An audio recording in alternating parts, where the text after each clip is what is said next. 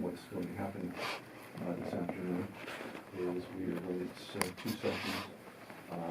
One will be looking at the matrix that we can use to score the applicants. So that will be open to the public, and we will either select one or the other, or a combination of both. And then Kevin is going to explain the bid process to us. And then at that point, when we actually open up these binders to see what people have to say about their qualifications, we will need to go into executive session and evaluate them. After we submit to the committee a group of contractors that we think should be interviewed, those interviews will be in public. So people will be able to watch the interviews and listen to them. But the actual ranking of firms will be in the executive session. Okay? So you all have your matrices? You can walk through them? No. They should have been on maybe? Everyone should have 2 sheets.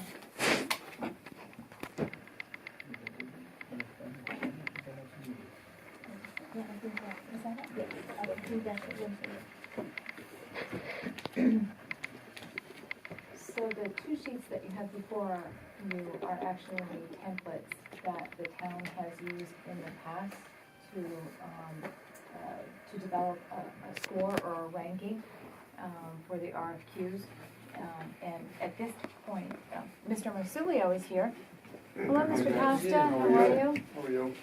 Good. How are you? Nice to see you. You didn't miss a thing. We just started. Just started. That's okay. We just started. Traffic was murder.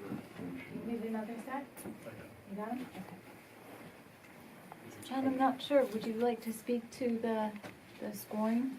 Well, I on can these 2 speak to sheets? what we supplied you with, That would be great. right? So, Thank you. these are just 2 examples of scoring matrices that we use when we rate respondents. Now, of course, we deal more often with engineering firms. What you're going to be dealing with is something more in the line of creative and intellectual property. We deal with flow through a pipe and depth of a pipe and things like that. And it's pretty kind of cut and dried. And so you look for those experiences. But the purpose of sharing this with you is to indicate that there's no cut and dried way to do this. It doesn't have to add up to 100. It could add up to 20. It could add up to 60. It could add up to anything you want. The important thing for you to do is establish the criteria that you think is the most important for the design teams that you want to hire. And add to that some of the kind of boilerplate stuff like the financial viability and the size of the firm and their location and all of that. Put them all down, and then you want to weight them so that the most important ones would get a higher weight, what's important to you. And you'll find every firm here has different strengths and abilities. And the one thing you do not do at this stage is consider hourly rates or cost.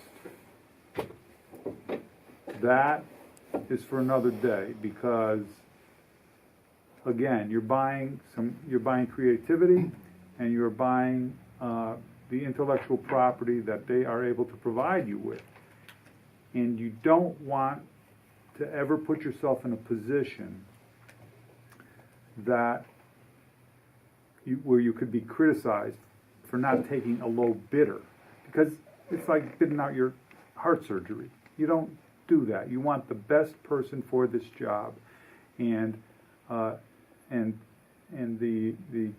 fees at this point are irrelevant. They shouldn't be taken into account. Now, down the line, when you are,